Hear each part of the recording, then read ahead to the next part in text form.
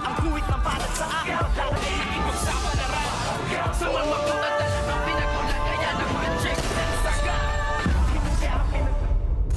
Good morning and welcome sa aking munting channel. Nag-celebrate na nga itong si Boss B kasama ng kanyang mga tauhan at kasama nga din si Tanggol sa selebrasyon at laking pasasalamat nga nitong si Boss B kay Tanggol at nasabi nga niya na Tanggol, pinabilib mo na naman ako at talagang napakabuti mo at napakabait mo ng tao kaya deserve mo ang makalaya. Kaya't nasabi nga dito ni Boss B na sana ay magbagong buhay ka na at nasabi ni Tanggol na siya daw ang dapat magpasalamat dahil binigyan siya ng pagkakataon para nga makapagtrabaho at pagsisikapan at magsusumipag pa siya sa kanyang trabaho. At dito naman ay umabot na nga sa kaalaman nitong ang si Ramon ang ginawa ngang paglusob nitong grupo ng Red Phoenix na sila angkong na inubos nga ang kanilang mga tauhan sa isa sa mga bodega nila at nakuha nga ang mga ipinagbabawal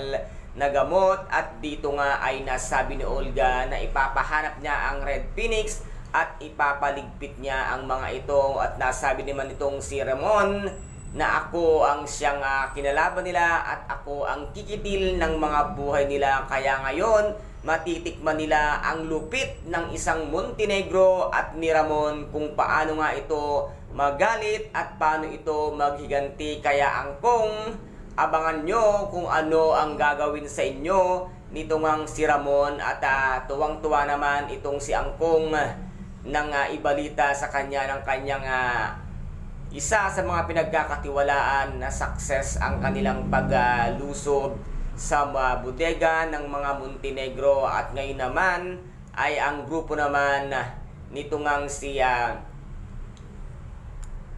ni Primo ang kanilang lulusubin at nasabi nga dito na tutulong ako dyan at siya mismo ang magpapabagsak sa grupo ni Primo na wala silang kalam-alam na ito ay malakas na rin pala ang kanyang grupo. Magtagumpay kayang muli sila angkong sa kanilang plano sa paglusob nga kila Primo. And guys, ito po ang ating pakaaabangan dito nga sa tinaguriang pambansang teleserye FPJ ang Batang Quiapo. At kung nagustuhan po ninyo ang aking videos for today, paki-subscribe na lamang po ng aking channel, paki-like and share para maging update kayo sa lahat ng gagawin kong videos. Maraming salamat po. Ingat, God bless and bye-bye!